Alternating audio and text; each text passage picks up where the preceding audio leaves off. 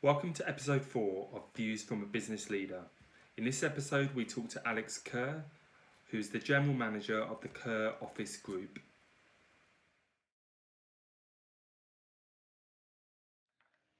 Hi Alex, thanks for agreeing to talk to us this morning.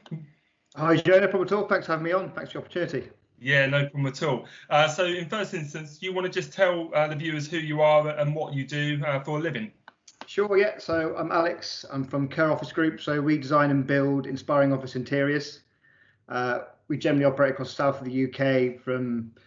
Our projects tend to vary from, yes, the smaller SMEs up to corporates, Great Western Railway, Dyson, these kind of people.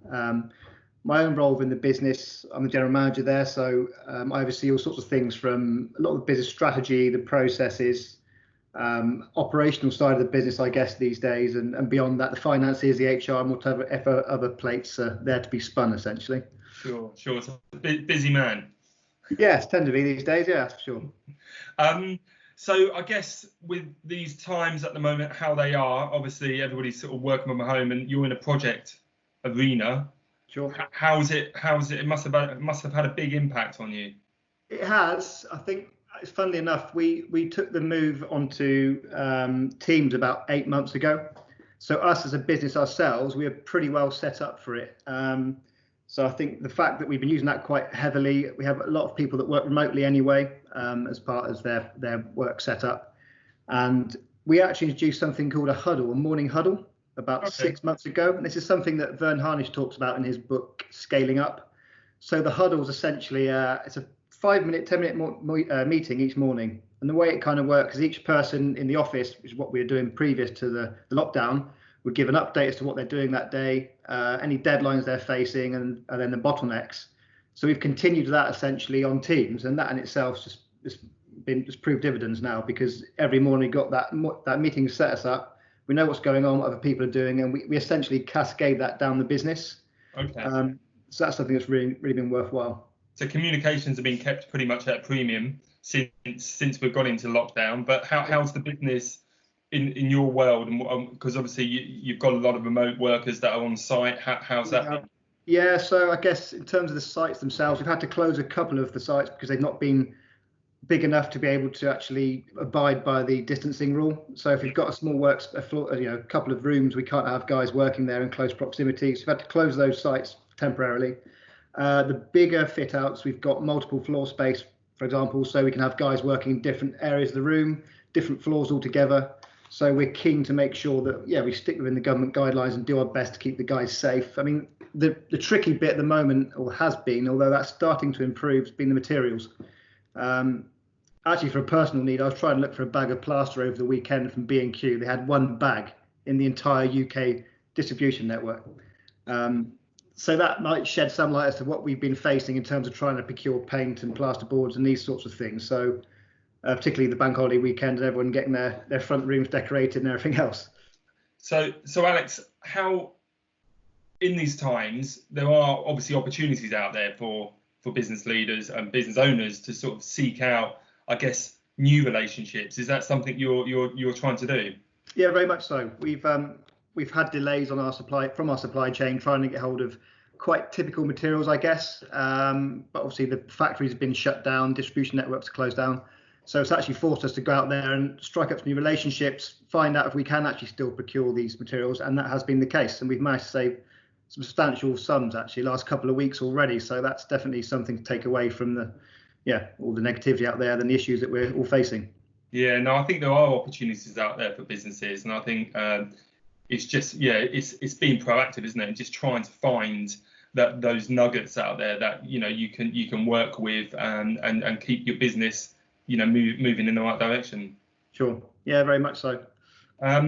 So from you work in the office environment, how do you feel now with obviously with COVID-19 and when we come out of it, how do you think sort of the working day is going to be for many businesses? Because a lot of businesses are working at home. Like you said, you were set up on Teams 6 months prior to this coming around, and you've seen sort of a bit of a transformation. Do you think that's going to happen across the board?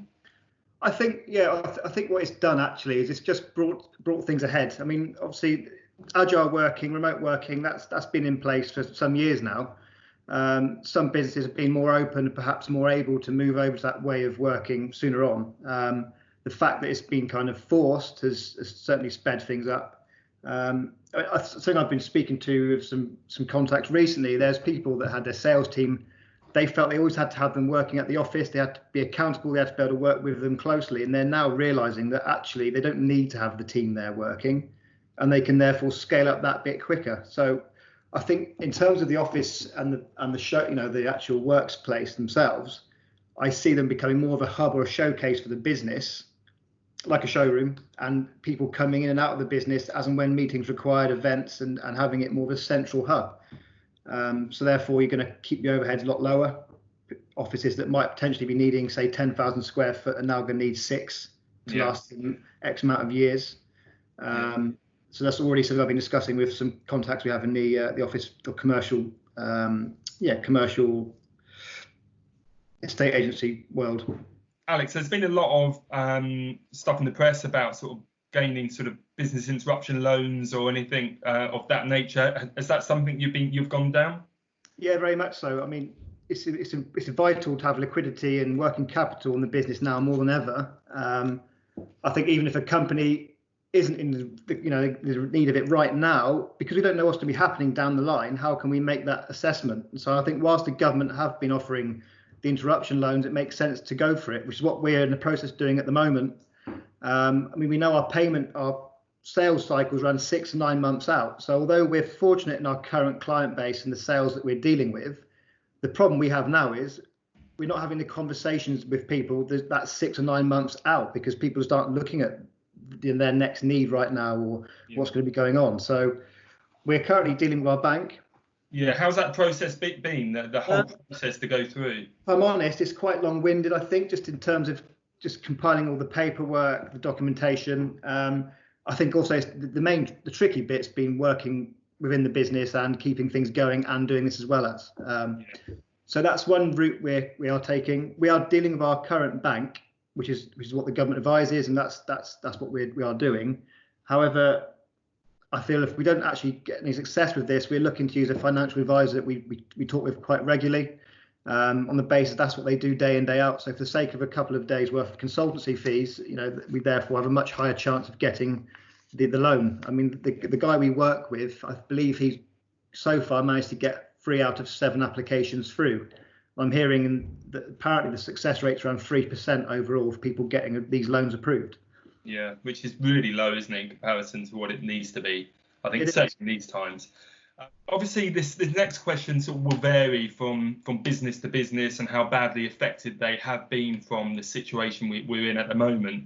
But are there some sort of basic principles that you could share with other sort of business leaders, directors, managers that they should be putting into place now, or should have already put into place by now? Yeah, I think on a basic level, communication, I mean, not only to continue what you would normally do, but to certainly ramp that up. Not only the outside world from marketing perspective, but internally, it's important for staff to know what's going on in the business. I think we certainly try and be as transparent as possible about what's going on, warts and all, where we are. I think the more people involved, you'd certainly get that team effort with things, and everyone's a part of the challenge and can think of ways to try and improve that. Yeah. And also positivity. There's enough negativity out there right now in the media and the wider community in the world. And we've been having, in our huddles each morning, we've been having, fancy dress on a Friday, and we're playing games about spot the false fact, and you've got to try and tell 2 facts about yourself. Right. So that's something that I think the staff certainly enjoy it. It's great for morale. Straight away you're laughing at the start of the day. And the sites, we've been talking to site guys much more regularly, a couple of times a week, which historically probably hadn't been benefiting from that. So that's certainly a positive takeaway from it. So I think, just communication at very basic levels, the more the better. Yeah, I like the huddle that you mentioned earlier. I think that's something that I think a lot of businesses could adopt and should adopt sort of moving forward. Yeah, no, that's really helpful. Really works. So to end, I guess, is there, other than the communication, which I think everybody is almost forced to sort of hopefully communicate more with their workforce, is there any sort of key tips that you can provide other sort of business leaders around maybe their clients and suppliers, that because you've got many of them? How are you tackling that? I think it's to try and support each other as best you can. I mean, we are going to be facing challenging times. We are going to come out of this. For what it's worth, my thoughts are this is going to be, a short-term issue. It's a case of keeping those relationships going and trying to check in on each other and making sure that when this does lift, that you're prepared, or we're prepared for what's going to be coming afterwards and hit the ground running. I think the challenging part, or the tricky bit, will be if people do sit around and unsure what's going to be going on, all of a sudden this lifts and then we're not prepared for what needs to happen afterwards, which is going to be a lot of catching up and taking things forward. No, absolutely. Alex, I appreciate your time today. I know that you're extremely busy, thank you for your insights and your views, and looking forward to sharing them with the wider community. Thanks, Joe. Thanks for having me on, and stay safe to you and the wider community. Thanks a lot, Alex. Take care. Bye-bye.